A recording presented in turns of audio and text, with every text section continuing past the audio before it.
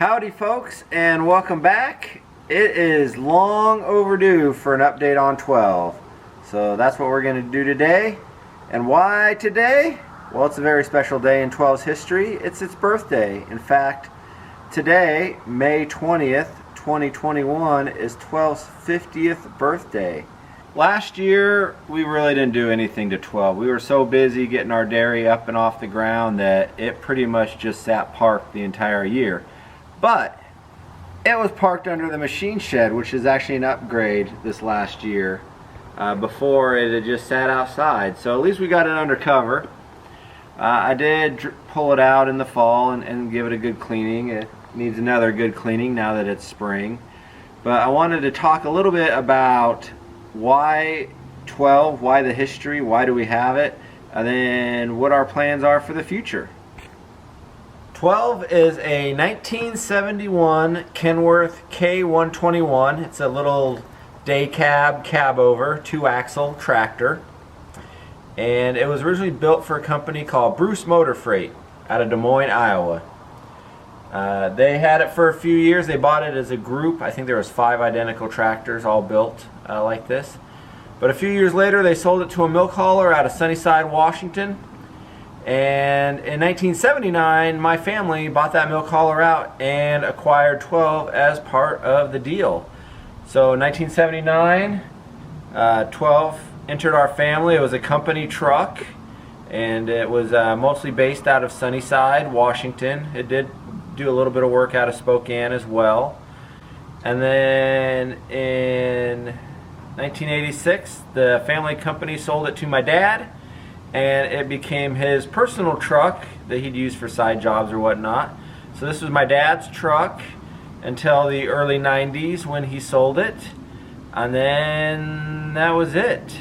Fast forward to 2015, and Virginia and I are on our couch in Alaska, where we were stationed in the Coast Guard, and we are watching a little documentary on Mount St. Helens, which erupted May 18th, 1980. So that anniversary was just a few days ago. Anyway, they pick up a black and white picture, and it's of a milk truck driving through the ash of eastern Washington.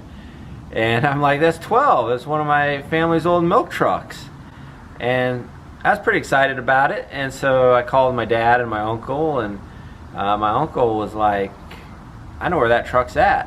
And so long story short, that fall we ended up buying back 12, bringing it back into the family. So why did we buy 12? Well, for one reason, it's a cool truck. And 2, obviously there's the sentimental value, finding this truck that was not only a company truck, but also one of my dad's personal trucks, or pretty much the only personal truck my dad had, was just awesome. And we had visions, you know, we could use this on the farm, you know, we could get a gooseneck trailer for it, and, you know, it could be a farm truck. And that plan has kind of morphed a little bit. We're no longer looking at using 12 as a farm truck, really. It's more for the sentimental value more than anything else. So I do look forward to getting this fixed up. Unfortunately, a couple years ago, we did lose my dad. He passed away, so he hasn't seen all the progress on 12, but I'm going to keep working on it. And interestingly, after he passed and we were going through his things, in his safe deposit box he still had the bill of sale that my grandfather signed, signing 12 over from the company to him personally. So that was a really cool find. As I mentioned a few moments ago, May 18th, the anniversary of the Mount St. Helens explosion, was just a few days ago, and that's really what brought this whole thing into fruition. That picture, seeing that picture in the documentary. But that was a tough time for being a milk hauler. I'm also blessed enough to have some of my dad's journals, including from that time, and you can read through and just see the struggles that trying to run milk trucks in eastern Washington with all that ash. I mean, they were air filters, you know, air cleaners after every trip, you know, clutch discs all the time. There's a lot of maintenance that went into keeping these trucks running through that ash. So it's just really interesting part of the history of the company and the history of this truck as well. that it went through that event. So what does the future hold for 12? Like I said, we didn't hardly do anything last year, so this year I'm hoping to do a little bit more. One of the first things I want to do is pull it out and get it cleaned up from the winter. And I want to get the engine cleaned. I've never really cleaned the engine. It's a Cummins V903. It is the original engine to the truck, and Cummins was nice enough to provide original paperwork to show that. But just get it cleaned up, and then, I mean, I have parts sitting around the shop that are just waiting to be put in, so it's just more of a time commitment than anything else. I mentioned my dad's journals, and it's kind of funny that a lot of the stuff I've done or need to do to 12 is stuff that they've already done. When they got the truck in 1979, they put a lot of work into it.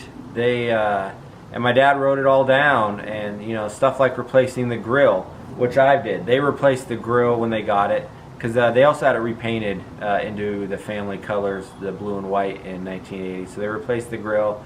You know, I got broken fuel tank straps. They replaced all those in 1980. They put a lot of work into this truck, and it's just funny to see that, you know, 41 years later, here I am, you know, doing the same thing. So I just find that kind of funny. But otherwise, just working, plugging away at getting it roadworthy. That's going to be the first goal. And then, you know, once it's roadworthy and I can drive it, then I'm going to really look at like a lot of the cosmetic stuff and getting it pretty. I would like to maybe take it to some truck shows someday. Still have my custom seat. Actually, I do have a air seat, a brand new, well, new to me air seat in the shop that I got a couple years ago. I have a school bus actually. So, yeah, lots to do. I know I don't have a lot to report on 12, but I'm glad you joined us for this update. This summer, like I said, I want to do some stuff, so stay tuned for that. I'll definitely film it, and we'll get some more update videos. But otherwise, thanks for stopping by on the Tom Rosa, and we'll see you next time.